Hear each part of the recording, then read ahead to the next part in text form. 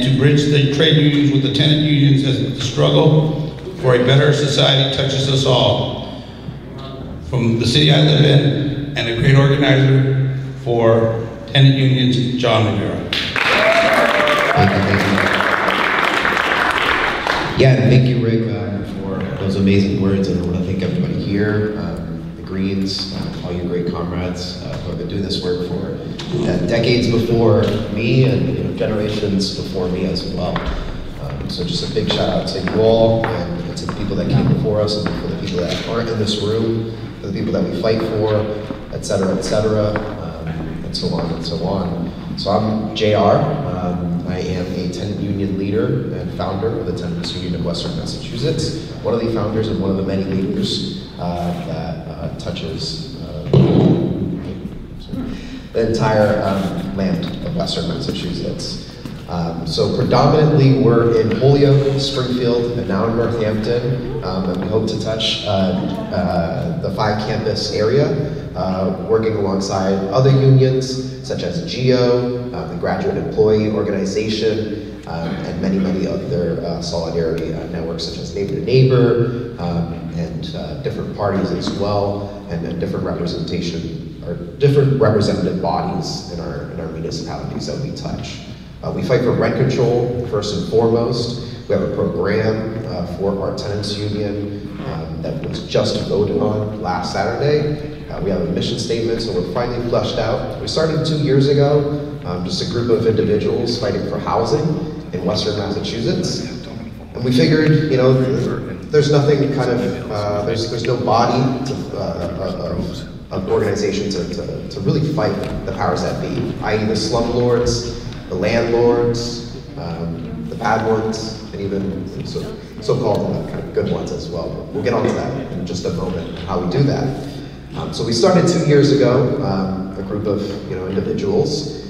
We figured, well, we got to unionize, right? We got to hit the streets. And that's really where it starts to feel. Started door knocking.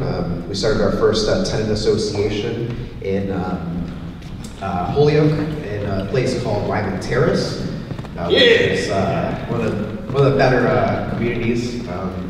One of the communities that I'm from as well. Lyman Terrace has its roots in decades of organizing.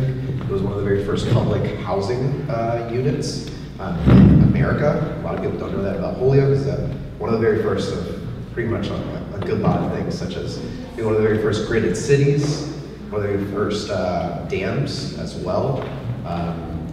But in a nutshell, we're also one of the very first public housing.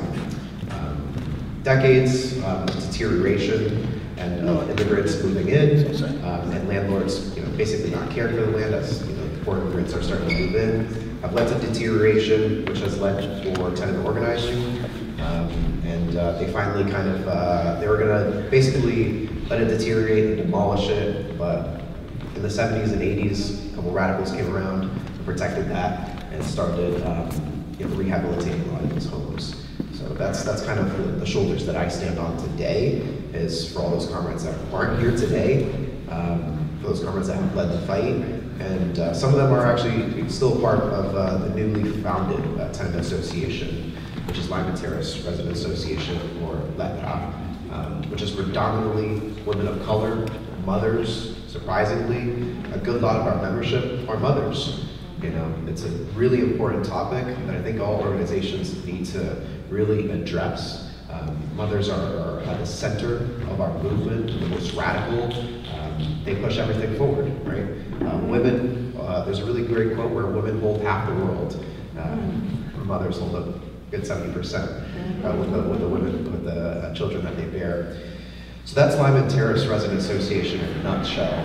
We've also been working for Springfield Gardens as well. Folks have seen on the news. That's where our other tenant association is. We're finally putting that property under receivership. Just want to lay out all this context because it's really important for the fight and how we bridge labor with the tenants movement. For years and decades, we've faced in the tenants movement that it's been very infantile. We've been scrambling to figure out where do we go, how do we do this, how do we fight landlords? Do we fight it through legislation? Do we fight it with simple boots on the ground methods of fighting against the slumlords? And the answer is yes to all, right? Not only does the working class need a party of its own, but it also needs to take it out to the streets as well, and to fight these people where it hurts, their pockets. And it's not as simple as boycotting, it's as simple as the old traditions of labor. So we learn a lot of the lessons that we learned through labor and the labor unions. And that's what we're learning today. We have political study circles where we learn the lessons as to how trade unions were able to fight for the reforms that really protected workers back in the 30s and 40s. So we stand on these shoulders of these giants who have literally died, bled, sweat and cried for the movement that we stand on. So we think that it's important to ground ourselves in these foundations as a tenants union. So we're a little bit more militant on our struggle and this perspective, but we want to find out, what does it take to really cause a tenant revolution in this movement that has been so attacked back and forth by the powers that be, by the capitalists, by the Democrats, and even the Republicans themselves, right?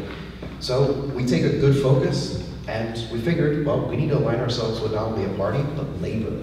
And so that's basically the nutshell of my presentation today, is how do we connect and bridge these things together? As we know, through history, as history is provided, whether it was the upheavals of the Paris Commune or other movements such as out in the East, the Chinese Revolution or anything like that, they paired themselves with labor, right? And they were able to fight against the landlords and the very, very rich of their countries. And it's important that we do the same here in the States. We stand on some good shoulders when regarding all this history. The big important thing is, how do you convince labor, right? Trades make great money, right? And proudly so. They fought for that money. That money is the surplus value of their labor, right? For decades they've fought for all these things. Well, how do we bridge, the fight for rent control when a lot of these, comrades from trades make good, money with pensions and benefits? So they might be a little bit conservative. Well, ultimately, they have children too, right? And a good lot of their children aren't going to be in unions. Unions are getting attacked left and right by the Republicans and the Democrats both alike. And so really tackling these things at the root. Well, what's going to happen in a couple years when your children don't have a place to live in, where they're overpriced because of the landlords that live over in Boston or in New York City or in the Bay Area that have not touched your properties in probably a good decade or so? How do we bridge labor and the trades to our tenants movement is really the big question that is posed. Not only today within our own tenants union, but within the broader tenants movement in a nutshell. The Tenants Union in Western Massachusetts is connected with a good 50 different other tenant unions in America through the Autonomous Tenants Union Network, right? So this network bridges our tenants unions together to fight landlords and slumlords over in Boston and New York City, such as BlackRock, or even kind of more bureaucratic slumlords that are also kind of subsidized by the government. So we connect ourselves with this network of tenants unions. We recently had a Congress out in, it was an assembly here in Worcester. Thankfully, IBEW, the electricians here, they proudly let us use their union hall to organize an assembly of 7 different tenants unions, from Greater Boston Tenants Union to Vermont Tenants Union, Connecticut, Randolph-Feinberg, Worcester, and the list just goes on and on. Because this fight is really one struggle that we face as working class individuals, as OGs, as young folk, all alike, right? We fight ultimately for essentially a better life, not only for our children, but for the future of this earth, right? And so we see that a lot of these properties are not only getting deteriorated by the slumlords, but also by essentially lacking in governance. In the Tenants Union of Western Massachusetts, we've actually started running our own candidates.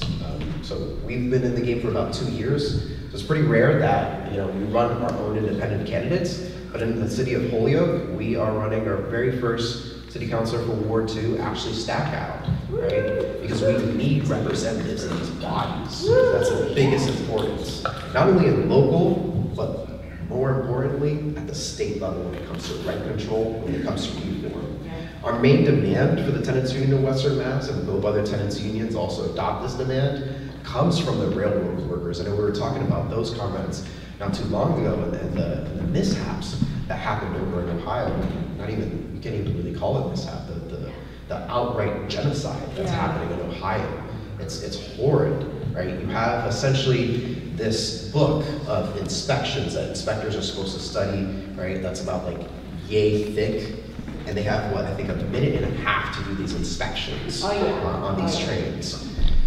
So the biggest learning lesson and the demand that we got from them was the nationalization of all rails under rail control, under the workers' control. And we take that within our own tenants unions. When we live in these homes, we pay rent. And who fixes our property, right? And how long do they take? You know, they take sometimes months. Sometimes they take years. Never. Sometimes they take never. They let the property deteriorate. Well, these are our properties. We live in them, we love in them, we play in them. You know, our kids run around in them, and we cherish them. You know, a lot of people think that renters are kind of this class of people that have nowhere else to go, but that's utterly not true. When you knock on these doors, a lot of these individuals love the places that they live in. And I'm sure we've all kind of been in this situation. So our main demand at Tenants Union of Western Mass, and all other tenants unions adopt, is this nationalization of housing under community control, under government control. Because the slumlords and the landlords have shown time and time and again, and even the good ones, you know, it's a big responsibility, right, to be a landlord. This is why it needs to be a group effort, right, of governance over our homes, over our land, where we can steward over it, whether it comes down to you know, certain industries coming in. We need full democratic control, whether it's our homes or just the land that we reside in. So that's predominantly why we adopt that main demand alongside our comments from the Railroad Workers Union. And we hope that this also bridges to the other unions as well.